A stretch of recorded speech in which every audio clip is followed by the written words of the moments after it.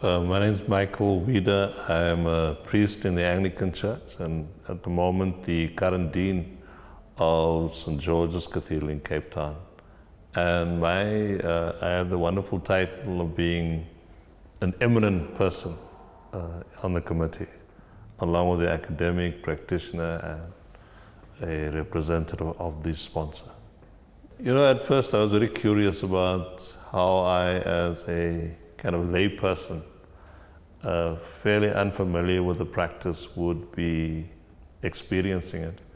But as I went to the various provinces, the various buildings, engaged the different practitioners, the architects, I was mindful, I was made mindful of the particular nature and character of the cathedral of which I'm part. It's a Hubbard Baker, and it is also reflects a certain understanding of the divine, a very Anglo-Catholic understanding of the divinity of God and so forth. And at the same time, it's a massive imprint of a colonial project of the 19th century in Cape Town. And I could see then how architecture can be both undermining and at the same time celebratory of a given moment in how we understand ourselves, our place in history. And I could see that very much in some of the projects, in fact, the majority of the projects that we experienced and which we visited. You know, I think for me, a lot of as we went and I became more familiar with a kind of narrative prevalent amongst architects and traveling from one place to another, sharing mealtime together. I became also a bit conscious that I don't actually come as a clean slate to the process, because just in terms of what I experienced growing up, I was born in a part of Cape Town known as District 1, which is right there by the waterfront. And we lived at number 10, my grandparents, number 10 Amsterdam Street. And then it's a row of tenement buildings. And that was named after a battery of the Dutch, which was quite nearby. So a security fortification is what our street was named after, and the tenement buildings. And then when number 12 became available, my grandparents moved to there because it had electricity.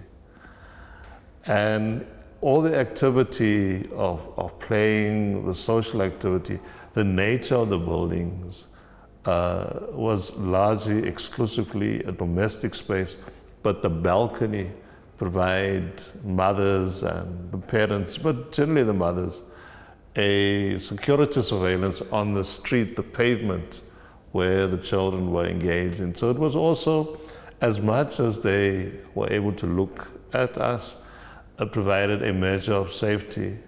And I was curious if that was the intention. I don't think necessarily, but the way the buildings was designed was to maximize occupancy, but it had this kind of public social benefit.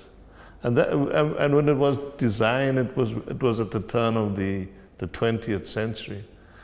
And I think we've gone kind of full circle of that commitment, and I saw that very evident in the buildings that we visited.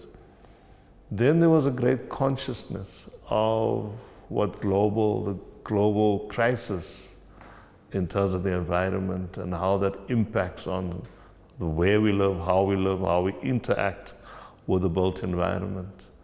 And to every occasion, there was that consciousness. And so what I was reminded of, how architects as social engineers have quite a crucial role, and how that particular discipline can determine ultimately the quality of life. and how it needs to be guided by a strong social ethic, a term of morality that engages capital, how it is utilized, but held in tandem with the demands that are just, that is equitable, and that also improves the quality of life for ourselves and for the generations to come.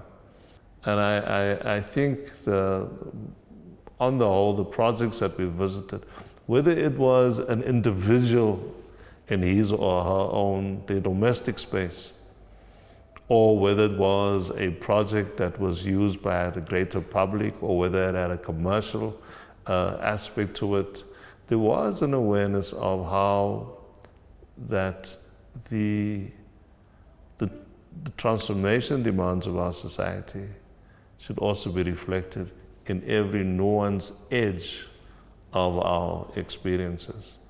And I think the particular alchemy of justice within our land, whether one was an overt practitioner or sort of whose consciousness is kindled by social needs, by economic needs, by the broader needs of our society, the economy, the need to create work, the need to provide sustenance in terms of people that are, as they say in England, living rough on the streets, and we would call them homeless here.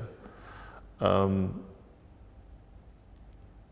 of us can walk away from that.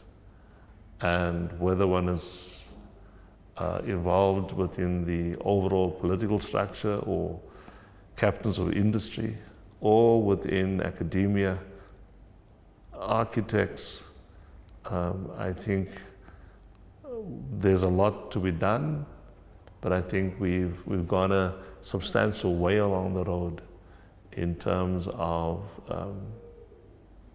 helping to create a more equitable society. We're not perfect. There's a distance to travel, but I think there within certain key sectors of that field there is a consciousness.